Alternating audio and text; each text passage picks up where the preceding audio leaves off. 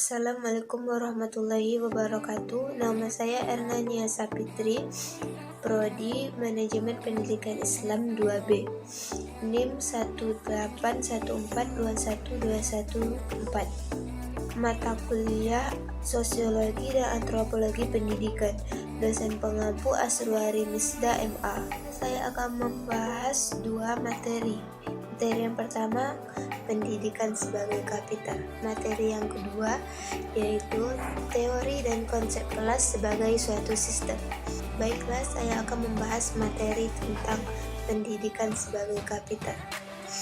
A. Pengertian pendidikan sebagai kapital. Secara etimologis, kapital berasal dari kata kapita, yang akar katanya dari bahasa Latin. Caput berarti kepala, adapun artinya memahami. B. Macam-macam pendidikan sebagai kapital. 1. Pendidikan sebagai kapital manusia. 2. Pendidikan sebagai kapital sosial. 3. Pendidikan sebagai kapital budaya. 4. Pendidikan sebagai kapital simbolik. Baiklah, saya akan membahas materi yang kedua, yaitu teori dan konsep kelas sebagai suatu sistem. A. Asal mula kelas. Asal muasal kelas dalam hukum perkembangan masyarakat Marx berdasarkan salah satu ajarannya tentang materialisme historis. Pada awalnya tidak ada kelas dalam masyarakat, yaitu pada zaman komunal primitif. Kelas-kelas baru mulai dibentuk setelah rejim-rejim kolonial tersingkirkan, yaitu sejak tahun 1950-an. Sedangkan kelas di Mesir kuno pada akhir milenium keempat dan di awal milenium ketiga sebelum Masehi. Kemunculan kelas-kelas sosial terjadi akibat dari pembagian kerja secara sosial, di saat kepemilikan pribadi atas alat produksi menjadi sebuah kenyataan. B. Pengertian kelas. Kelas merupakan ruangan arsitektur tertentu dan juga sebagai ciri khas ruang sekolah yang digunakan sebagai tempat kegiatan siswa dalam proses pendidikan. C. Pengertian sistem. Sistem dapat diartikan sebagai satu kesatuan yang terdiri dari komponen atau subsistem yang tertata dan teratur, saling interaksi, saling ketergantungan satu dengan yang lainnya, dan tidak dapat dipisahkan untuk mewujudkan suatu tujuan. D. Teori kelas sebagai suatu sistem. Terdapat beberapa teori dalam sosiologi tentang kelas, yaitu sebagai berikut. 1. Pendekatan interaksi. Pendekatan interaksi terbagi menjadi dua, yaitu perilaku dominatif versus integratif. Guru dipandang memiliki perilaku yang berbeda dalam memperlakukan murid atau peserta didiknya. Yang kedua, gaya kepemimpinan guru di ruang kelas. Dapat dibagi menjadi tiga, yaitu autoritatif.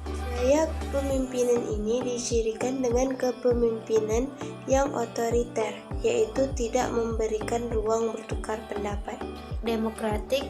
Gaya kepemimpinan ini dicirikan dengan kepemimpinan yang demokratis, yaitu adanya ruang bertukar pendapat melalui musyawarah.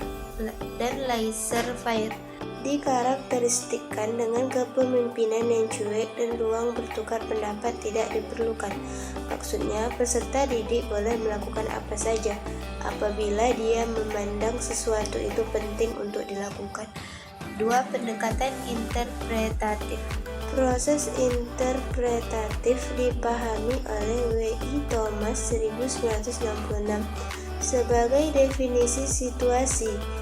Yang dimaksud dengan definisi situasi yaitu suatu proses penilaian dan pertimbangan melalui makna terhadap suatu stimulus atau rangsangan dan tanggapan atau respon yang diterima. E. Konsep kelas sebagai suatu sistem. Yang pertama, sebagai sistem sosial. Sistem sosial dapat dipahami sebagai saling keterkaitan yang teratur antara individu sehingga membentuk totalitas. Suatu sistem hanya bisa fungsional apabila semua syaratnya terpenuhi. Syarat-syaratnya sebagai berikut. Yang pertama, adaptasi. Yang kedua, pencapaian tujuan. Yang ketiga, integrasi. Yang keempat, pola pemeliharaan.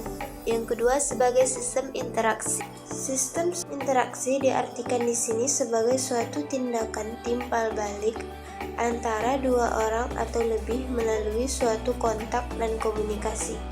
Dari definisi tersebut, maka hubungan guru dan murid di kelas dapat dipandang suatu masyarakat.